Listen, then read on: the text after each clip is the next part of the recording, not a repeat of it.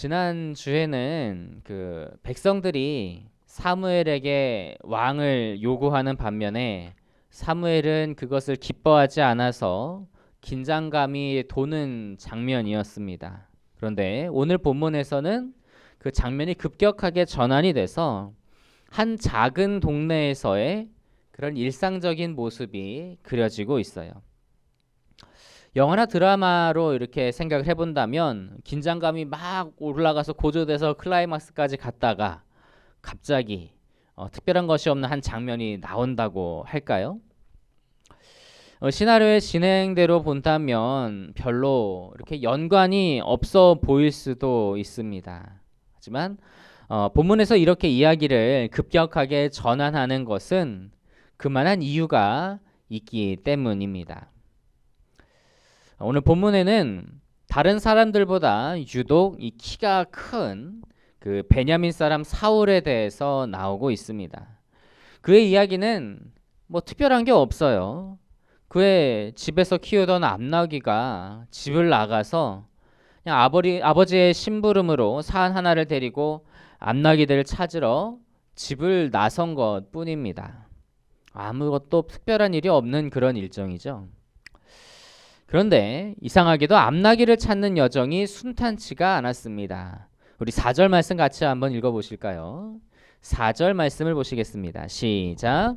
그가 에브라임 산지와 살리사 땅으로 두루 다녀보았으나 찾지 못하고 사알림 땅으로 두루 다녀보았으나 그곳에는 없었고 베냐민 사람의 땅으로 두루 다녀보았으나 찾지 못하니라.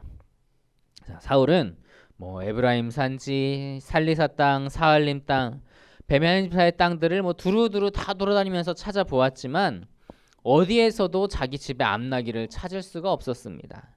그냥 나가서 조금만 돌아다니면 뭐 쉽게 찾을 수 있을 것이라고 생각을 했는데 속된 말로 일이 잘 풀리지 않고 막 이렇게 꼬였다는 거죠. 오히려 일정이 많이 지체되니까 이제 사울이 암나귀를 찾는 것을 이제 포기하고 집으로 돌아가려고 합니다. 그때 사울과 동행했던 사환이 그 선견자를 찾아가서 자신들이 가야 할 길을 여쭤보자고 그렇게 제안을 해요. 그래서 사울이 그것의 말을 사환의 말을 그렇다고 여겨서 이제 선견자로 불리는 그 사무엘이 거주하는 그 라마라고 하는 성읍으로 갔습니다. 그들은 성을 향해 올라가는 길에 물 깃는 소녀들을 만나서 여기에 선견자가 계시냐라고 이렇게 물었는데요. 그 소녀들의 답변이 12절과 13절입니다. 우리 12절과 13절 같이 한번 읽어보겠습니다. 시작.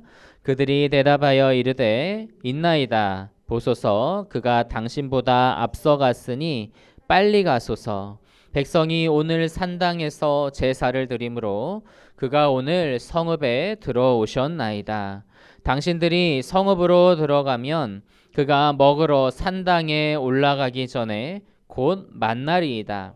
그가 오기 전에는 백성이 먹지 아니하나니 이는 그가 제물을 축사한 후에야 청함을 받은 자가 먹음이니이다. 그러므로 지금 올라가소서 곧 그를 만나리이다 하는지라. 이 물 기르러 나온 소녀들은 선견자가 성에 있다고 그렇게 말을 해주는데요.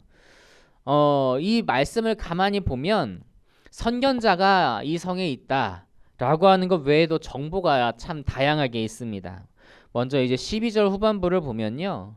사무엘이 성에 언제 들어왔죠? 오늘.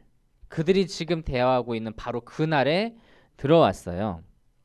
자, 그 무슨 이유로 그때 들어왔죠? 하나님께 제사를 드리기 위함입니다. 자, 제사를 드리면서 이제 무엇을 하냐면 이제 음식을 나눠 먹는다고 해요.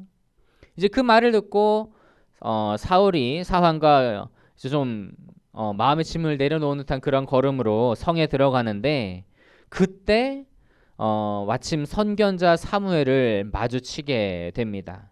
14절 한번 보실까요? 14절 읽겠습니다. 시작. 그들이 성읍으로 올라가서 그리로 들어갈 때에 사무엘이 마침 산당으로 올라가려고 마주 나오더라. 자, 사울과 사환이 성읍에 들어갈 때에 누구를 보았죠? 마침 산당으로 올라가려는 사무엘을 만났습니다. 이 마침이라고 하는 이 단어를 우리가 한번 생각을 해보려고 합니다. 이 마침이라고 하는 단어는요, 의도하지 않았는데 공교롭게도, 그러니까 우리 쉽게 말하면 우연히 그렇게 일어난 일을 표현을 할 때 이 마침이라고 사용을 하죠. 자, 그런데 참 흥미로운 게 오늘 본문 앞쪽에서 사울이 암나귀를 찾는 일이 잘 풀리지 않았던 것과는 반대로 선견자를 만나러 가는 일은 어때요? 오히려 막 술술술 잘 풀리고 있는 것을 볼 수가 있습니다. 여러분, 그런데 선견자 사무엘이 늘 라마에 거주하고 있을까요?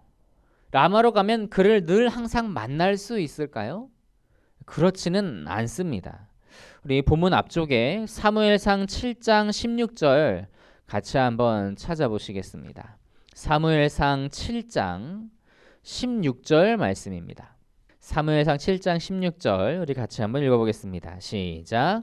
해마다 베델과 길갈과 미스바로 순회하여 그 모든 곳에서 이스라엘을 다스렸고. 자, 사무엘은요, 라마가 집이에요. 거기에 집이 있기는 하지만 이 사무엘은 베델과 길갈과 미스바를 순회하면서 백성을 다스렸어요. 그러니까 사무엘은 그냥 이곳저곳을 다니면서 백성을 다스리느라 바쁜 사람이었기 때문에 라마로 찾아간다고 해서 늘 만날 수 있는 사람이 아니었다라고 하는 겁니다. 그러니까 지금 사울과 그다음에 그의 사환이 라마로 가서 찾았을 때에 사무엘이 마침 거기 라마에 있었다라고 하는 것은 특별한 일이라고 하는 거예요. 자, 그리고 그 본문 7절에 의하면 지금 사울이 먹을 것이 다 떨어졌어요. 그래서 거의 뭐 빈손인데, 근데 마침 성읍에서 무엇을 드리기 직전입니까? 제사를 드리기 직전이고요. 이 제사가 화목제인 것으로 보여요. 그래서 제사를 드린 후에 음식을 나누어 먹는다라고 해요.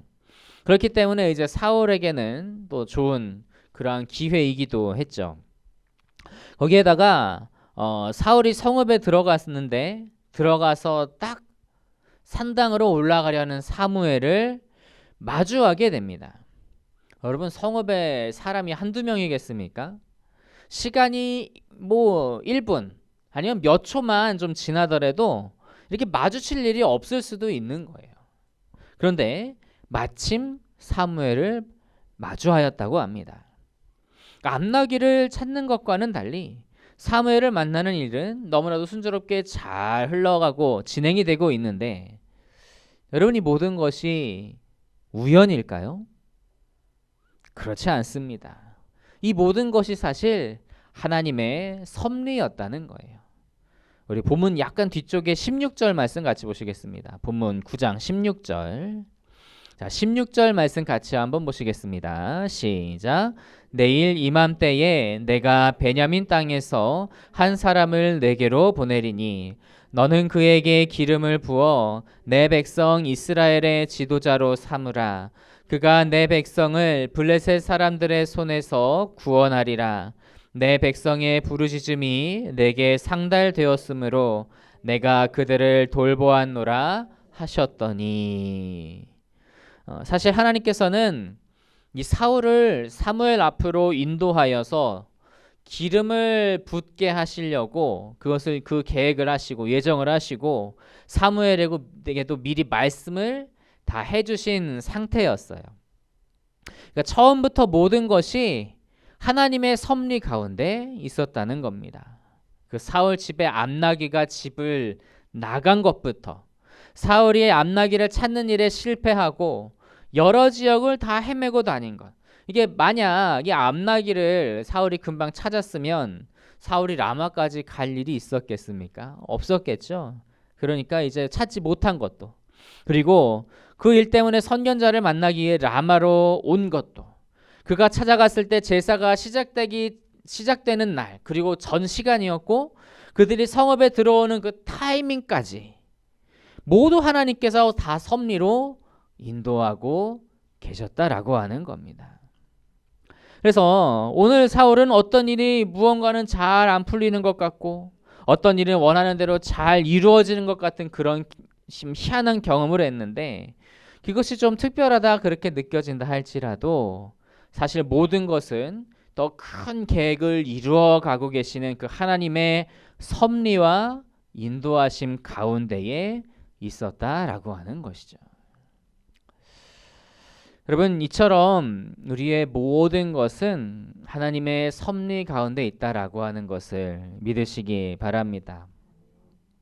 우리가 처음에는 갑자기 이렇게 확 전환된 그 장면으로 인해서 황당함과 당혹감을 가졌을지도 모르지만, 하나님은 정말 아무런 특별할 것 없어 보이는 사울의 평범한 일상 속에서도 임하셔서 그의 걸음을 사무엘로 인도하는 것을 우리에게 보여주고 계시는 거예요.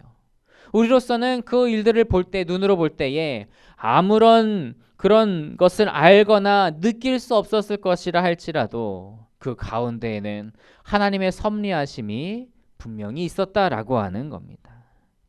그래서 예수님은 제자들을 향해서 이렇게 말씀을 하십니다. 우리 마태복음 10장 29절 한번 찾아보시겠습니다. 신약성경 첫 번째 마태복음 10장 29절부터 31절까지 우리 세 절 말씀 우리 한 목소리로 같이 읽어보도록 하겠습니다. 시작. 참새 두 마리가 한 아사리온에 팔리지 않느냐? 그러나 너희 아버지께서 허락하지 아니하시면 그 하나도 땅에 떨어지지 아니하리라. 너희에게는 머리털까지 다 세신 바 되었나니 두려워하지 말라. 너희는 많은 참새보다 귀하니라. 예수님은 두 마리가 한 아사리온, 그러니까 제 계산을 해보니까 우리 돈으로 하면은 한 5, 6천 원밖에 안 돼요. 그런데 그 푼돈의 거래가 되는 참새 그 두 마리 중에 하나라 할지라도요, 하나님의 허락이 없으면 떨어지지 않는다라고 말씀하십니다. 그런데 그 참새보다 훨씬 더 귀한 우리는 어떻겠습니까? 하나님께서 반드시 지키고 보호하실 것이다 라고 하는 것이죠. 그러니 우리가 어디에 있다 하더라도, 어떠한 상황 가운데 있다 하더라도 그 모든 순간에 하나님의 섭리가 우리 가운데 있다라고 하는 것을 믿으시기 바랍니다.